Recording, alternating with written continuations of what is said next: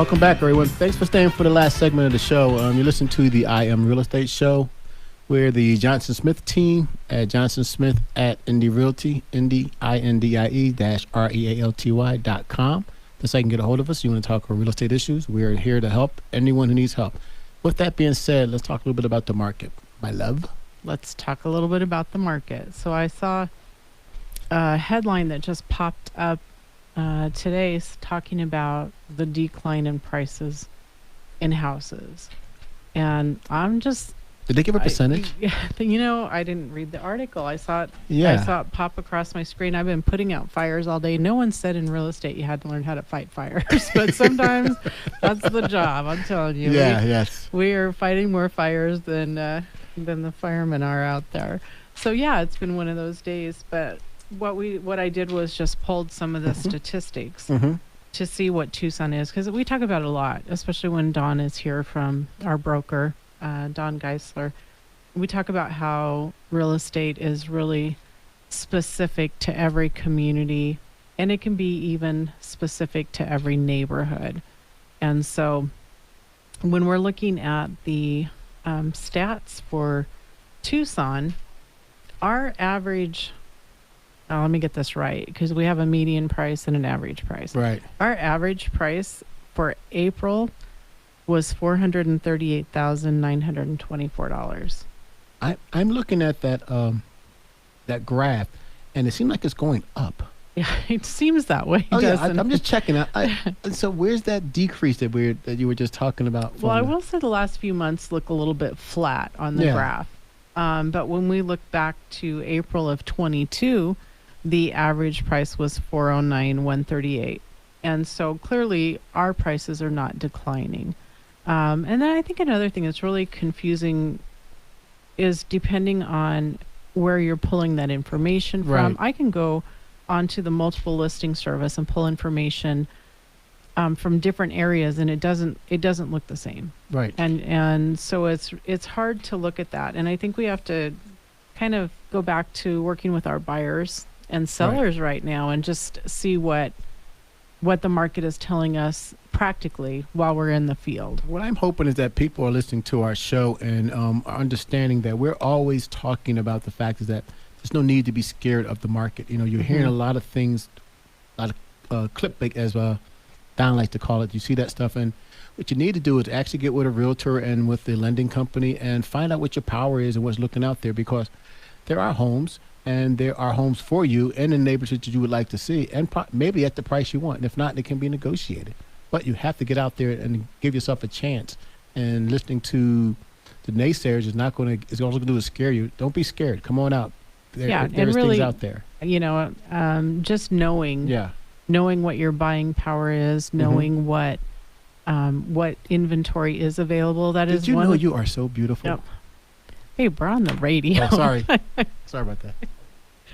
Knowing what the inventory is out there. Sorry, guys. I appreciate it. It's a place to start. And we always tell people start by talking to a lender. Yes. Because, yes, interest rates have gone up. When we look at where we were a year ago, in April, we weren't looking at even 6% interest rates. Right. And so the market was still very robust. We didn't really personally feel the slowdown until maybe June, and then June, July, August, you start to see that people are shopping differently for homes. But we still are hearing about multiple offers on properties. Right. But we're also hearing that people are getting closing costs. So there's a little bit of everything out there. Isn't that the thing that this is why we want them to go to lenders, because even if that's 6%, if you talk to your lender, there are other options out there where you can ask for closing costs. You can ask them to buy down your interest rate. So there were so many other options that we just want to let people know that, please, if even though the interest rates were high, there are other options for you to still get in there, because the people who are selling their houses still want to sell their houses, and they're willing to work with you if you have the right price and things work out. They really want to sit there and sell you the house. It's just a matter of getting things done. Right, and the interest rates are changing so frequently that you really have to be speaking with a lender who has a variety of products that knows what's good for today. Because we first started talking when interest rates went up, we were talking about that 2-1 buy down. Right. So, Year 2, your seller was basically putting money in an escrow account and buying down your rate for 2 years. Yeah. So, it initially it's a little bit lower, and then that subsidy is reduced a little bit. So you saw a benefit for 2 years. And then the expectation was that interest rates go up, they go down. When they go down, you refinance.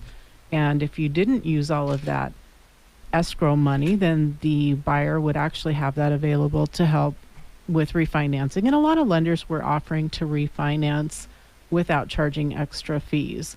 And so that was kind of where we started. And then we went to, a flat rate buy down is better, to maybe you're better off using that money differently. Yeah. And of course, we've seen a lot of changes in how those rates are being calculated now. We know there's a little bit of a less penalty for someone who doesn't have perfect credit than what there was previously. So we know that it's constantly changing, and it's important that, John Spur with Inspired Life Mortgage has been our go-to lender.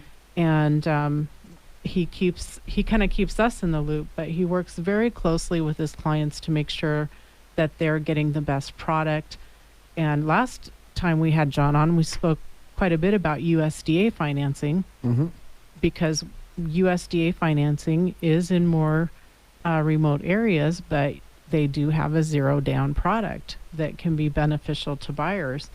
And it's just important to know what your options are. I was just thinking about some things that we can probably help the buyers or give buyers advice on, because sometimes buyers come into the market a little afraid to go in. And I think sometimes the first thing you got to realize when you come in the buyer, are you willing to fix up the house, or you want something ready to move in?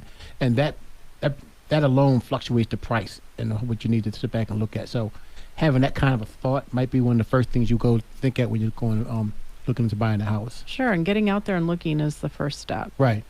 Talking to your lender, maybe that's the first step. But until you get into a home and you start seeing what your money will buy you, as far as the condition, the location, maybe you're willing to sacrifice location for a larger home, or for a larger yard, or there are things. Then you start kind of filtering through all those options, and that's part of the buying process. I think the thing is that I think we always tell everybody, I hate to tell people our secrets on the radio, but the things I always tell our clients is that when you're going looking at houses, what you're really looking at is finding out what you don't want.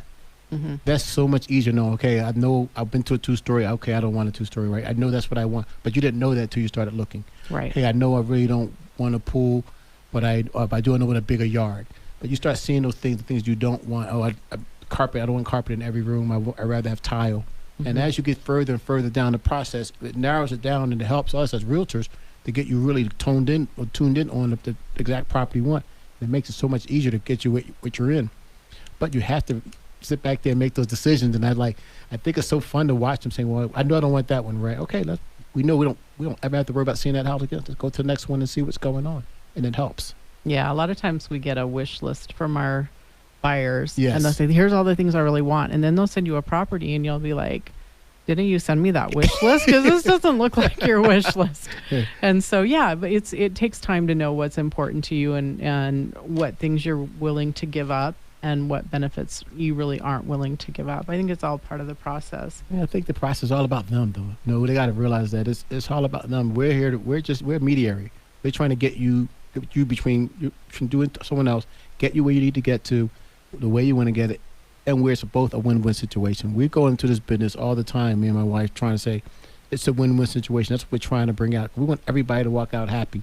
And everyone walks out happy, the next transaction is easier, the next transaction is easier, everything is easier, because when you buy that house, for some people, that's not their last house buying, that's their first one.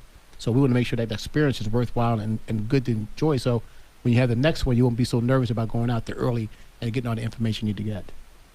I agree. There was one other thing I wanted to kind of touch on, which was the inventory. Yes. We hear a lot about inventory, and depending on how you look at inventory. So I'm going to go back to April of last year. Okay. We had 1.2 months of inventory.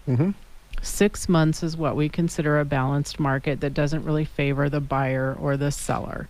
And so a year ago, we were at 1.2 months of inventory.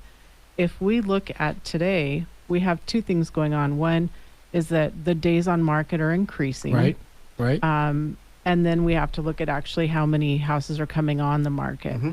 So because they're staying on the market a little bit longer, kind of give us a boost on those inventory numbers.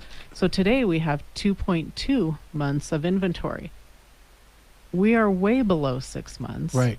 We're still in a seller's market from that perspective, even though houses are sitting on the market a little bit longer. But when you are reading articles and you get all this clickbait stuff, you know, right. they could say that our month's supply of inventory has doubled. And that sounds really good. Well, it sounds really like, good. well, not if you're a seller though, right? Like, oh, inventory is increasing. Well, we may have almost doubled, but we went from 1 month, 1.2 to 2.2. And so you really have to keep that in perspective and just know that whoever's writing the articles has a message they're trying to get across. And again, unless you're out looking and you're talking to the lender, you don't know what that means to you. So don't let it sidetrack you. Call a professional. We're happy to give John's information out. You can reach us at Johnson Smith at Realty. .com, and our phone numbers are 520-904-7711, also 520-850-1725, and 520-373-6864. And we'd like to thank our amazing sponsors, Indy Realty, Inspired Life Mortgage, Regal Pest Prevention, Pioneer Title, and Caring Transition. When you use one of our sponsors, let them know you heard it from the Johnson Smith team. We are Ray Smith and Sandra Johnson signing off till next week. Thank you guys so much for listening.